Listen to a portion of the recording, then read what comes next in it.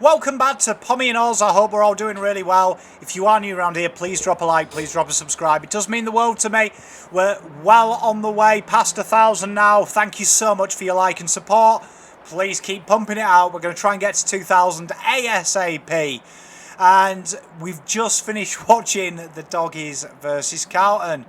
And unfortunately, we lose the game by 16 points. And I mean, pretty much you would say now that is any slim, faint hope of the 8. I would say definitely gone now. It doesn't get any easier from here, and I think we can underline that now. That I look a bit of a mug saying we'd definitely be in the 8. But I mean, let's break it down. I mean, first of all, it feels like we're going back in time when you talk about three-quarter efforts and being proud of it. I'm not going to do that because, one, I have too much respect for you guys and girls watching me. 2, I have too much respect for myself. And 3, I have way too much respect for the name of Carlton Football Club to even suggest that that is a worthy thing, even though the Doggies, for me, are one of the best sides in this comp. I think what's alarming for me is watching the first half in particular. In the pre-game preview, I said that we had to close down space, and we did that well. We really limited their uncontested possessions. We were getting battered in the centre, but we managed to really work hard and hunt in numbers and really close down their space, particularly with the fact that they really did kick a lot more than they usually do. Their kick to handball ratio was a little bit higher than usual, and we really forced the issue there. We took away their easy outlet ball. They had to work for it. But then you break it down, and in the third and fourth, it's all right people saying, oh, well, you know, the third, we're still on top. The warning signs were definitely there in the third for me because their uncontested ball started to come up, and I thought what Carlton did well is we converted at 62.5% and just allowed us to maintain that lead. But I felt the writing was on the wall in the third, particularly halfway through it, that the Doggies had started to get their synchronicity together. I can't even say that word. Someone will help me because someone will no doubt asterisk it in the comments. But it started to become synchronised, and it really did start to look like they were finding that offload ball. They were starting to find them particularly uncontested marks around the ground and gain a bit of momentum. And I could see Carlton start to slow up, and I thought that was case in point when we saw Harry Mackay towards the end of that quarter get pinged holding the ball when we're under pressure. And you saw the shift tactically. Now, I always look at someone like Pep Guardiola at Man City, and God, you've got to love Man City because Pep Guardiola, for all the raving that he's the greatest coach in the world, he has to spend a lot of money to play his way. That tic-tac is very heavy, skilled, technical-based game. Very, very hard to do. You've got ball-playing defenders. You've got a ball-playing goalkeeper. Even they're as rare as rocking horse poo in the Premier League. And you saw it took him a while because he couldn't adapt his game plan to his players. Where when you look at some really good top-level coaches, that they have the ability to adapt their game plan on the side at will. Very good coaches do that. You look at Fergie, he managed to convert players, force them to play in that role, and if they didn't play the way that he wanted, and they couldn't develop into that type of footballer, he got other ones. And you see that with Teague, he seems to have this really incessant need to... We go very zonal based. Now, it's interesting because people say we mark zonally. You watch us in the first half, you watch our defenders, it's pretty much the same defender on the same player, nearly 90% of the first half. Then in the second half, you start to see that we become more zonal based. It's more situation based. And part of our attacking plan is to kick more and go for kick mark and slow the game down. And you see the players caught in two minds about it. You saw a few times Fogarty got the ball, particularly in that middle of the park, and you see he looked to go and he paused. You saw Casbo do it a few times as well. And you see there's a real dying need to slow the game down. And that's where Harry got caught. And to me, there is a huge issue because when we play slow, we invite pressure. And I don't know if Teague's noticed this, and I'm sure guys and girls watching at home have noticed this. We don't kind of handle pressure very well. That is probably one of our big weak links at the moment. And it surprised me to see that it keeps happening. This is the 30th time, let me remind you, that we've conceded 5-goal swings. We were ahead by 12 at half-time, and we ended up having a huge swing. At 14 we were leading by 32-point swing at three-quarter time. And it's all caused to me by the way that we structurally go, because once you slow it down, it's very hard to go through the gears back up, I've noticed, with our team. And I would say 24 off the top of my head of them 30s, we've seen this go down the wing, control the footy and slow it down. And it's not working, and it keeps happening. And I'm really alarmed about it, because I think that I would be willing to stick my neck on the line and say that that's it. I think these players, they feel a bit safe when they play with habit. When they play on quick, I think it masks a lot of our shortcomings. I think the handball particularly masks a lot of our shortcomings. I think people running onto it, it really helps. And just the clearances don't suit that game plan. Like, we weren't getting control of the footy. So for me, it was obvious we were working very well with the little... We've always been on the back foot, because the clearances were always warped. I'm surprised we did that, and I thought it was a mistake, and I questioned starting our tough inside midfielders on the bench. Then we brought Cripper on and played him forward. Like, I didn't feel like the game needed to be changed. I felt like, if anything, we needed to control the footy at the centre. So you definitely need to have your best on ballers there and really try and win what little ball you could have. Because I think the simple case in point is inside 50s per scoring shot. It was 1.69 for Carlton. It was 2.22 to them, which is phenomenal. That's a really good ratio. You go at that with what our inside 50 count is usually, we're winning games by 30 or 40 points. And it's okay, opportunities were missed. That happens. But people saying that we're still inexperienced and we're learning, the average age of them 22 that was out, well, the 23 because we had an injury, 25 years old and 6 months for Carlton, 25 and 10 months for them. And the average games, 92.6 games played, with 95.3 as the average for them. There's not much difference. Like, dramatically, there isn't. Like, okay, we had 9 less than 50, but they had 5 less than 50, 6 50 to 99. We had 3. Like, 2 young lists there, and we saw the difference in class, and particularly when you take them 50 to 99 and then 100 to 149, which we were equal as well, 6 to 7 in our favour. You saw the talent available to them, like the control, their ability to the fight. I was listening to Easton Wood at the end of the game, and he said that the way that Beveridge gets them playing is that they were comfortable with their system even though they were behind.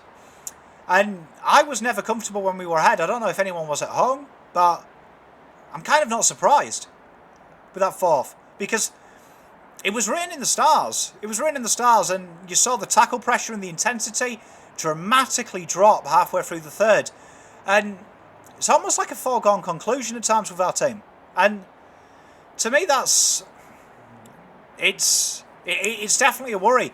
It all seemed to change when Jesus went off, and I'm not saying Jesus is to blame, because it's not his fault he got concussed, but it's weird that he is evidently one of our leaders, because I felt sorry for our defence. They get peppered, and I'm not going to pick on the defenders too much, because the midfield, for me, people are blaming the midfielders. Well, I blame the forwards, because once Jesus went, there was a huge drop in keeping the ball inside 50. And it felt like we had more inside 50s than we did, just because the forward line worked so incredibly hard in the first half. But fourth quarter, less than no player had 5 or more touches. No one could get the ball, and in the fourth quarter, it was obvious that players were beaten because they weren't even running for space. The legs went, and it's all right saying, oh, they got a bit tired. They're professional athletes. They shouldn't get tired. Like, a lot of these boys have played a lot more games than they probably should have done. So their aerobic fitness should be quite high. It's a concern, because it seems to happen. I think it's something deeper than the tactics and the structure. I think it's starting to become psychological now. 30 times. I mean, David Teague hasn't even coached that many games, if you think about it. Like, 30 is like nearly almost 80% of the games he's coached. probably higher as a percentage. I mean, that is alarming that there's been 5-goal swings in there, and it's always the same way. And it's now becoming so much of a habit that you see it written in the stars of the players. You see the players are just void shells. And I ask myself the question, when will it change? Because there's no willingness to change it. I was watching the VFL this Arvo, and I was thinking Setterfield's going alright, but he's been playing a defensive wing role for Carlton. Why is he on the ball? Like, what's he learning in VFL? Is he going back to being on the ball? It doesn't seem like the structures even mirror each other. I watched the VFL game, and no one can tell me they play the same style of football as us. So what's the point of it? Because that was the criticism when we were the Bullants, that we didn't have the same style. It was a different style. It was a different strategy. There's a lot of questions there. And I look at it and I look at Adam Sard. Now, Hunter did a phenomenal job on Sard. Phenomenal job, but he's not getting the ball at run at all. He's not getting the ball at run. He had it a few times and looked alright and broke their line. But again, he's been used as like a chip kick down the halfback to contain the footy.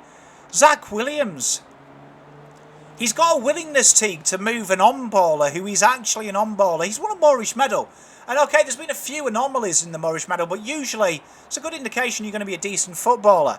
As an inside midfielder, in the VFL, he's been fluctuating in the midfield as well as going back to the half-back line, we know, but he's been kicking a few snags. He's been getting forward from that midfield position. And I think, why are you rotating him with Zach Williams? Because Zach Williams is struggling to find the ball. That's what it is. Like, he was just getting caught up in congestion. And we saw it again this week as well. I don't know what is going on, but our wings, under pressure, come into the corridor. So there's no natural width. You saw in the first half there was this lovely width, this lovely spread.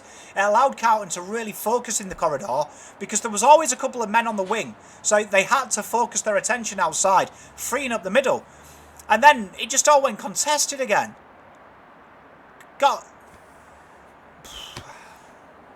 It's a complicated one.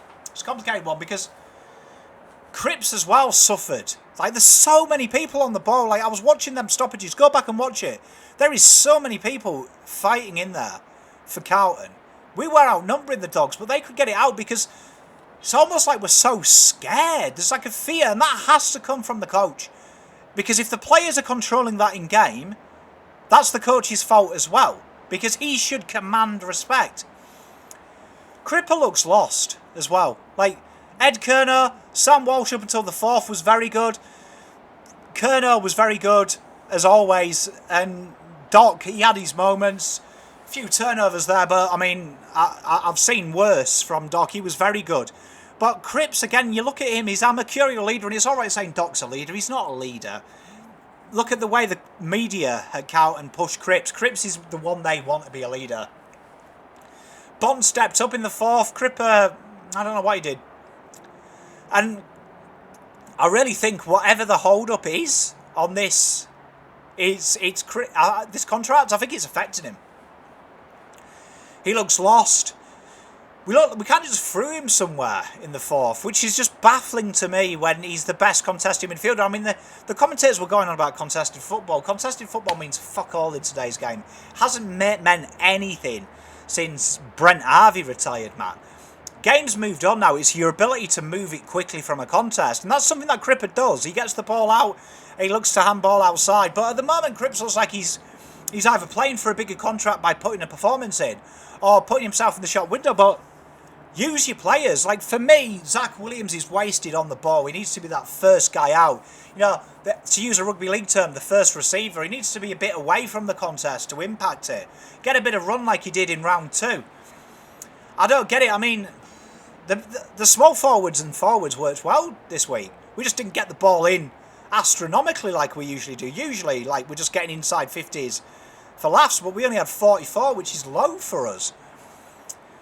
I just feel structurally we look devoid of ideas, and I don't think the players trust it. I thought that was interesting when Easton Wood said we trusted the system and we knew we'd win, because we don't. There's a few players there at the moment that I'd really question why they're there.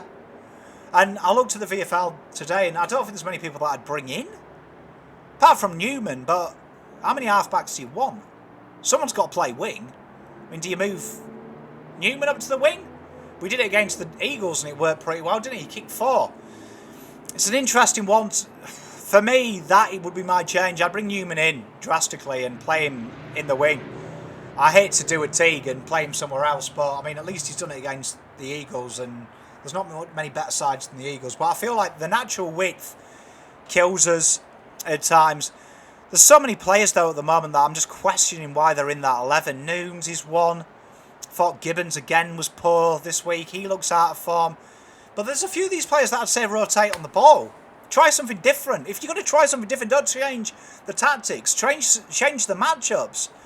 It's just not working, and I think that's a hard loss, because the 30th time we've had 5-goal swings. When a Carlton fan's going to wake up that is a problem that you can't fix without good structure and good leadership. It's a tough pill to swallow. I mean, it was close, but we can't start saying that. And I forbid you to do it. Please don't. We're a football side. We're not a side that's built on effort and intensity. We're a side that's built on results. It's a tough one because it was so close but so far, but that fourth quarter just makes it not worthwhile. Makes it not worthwhile.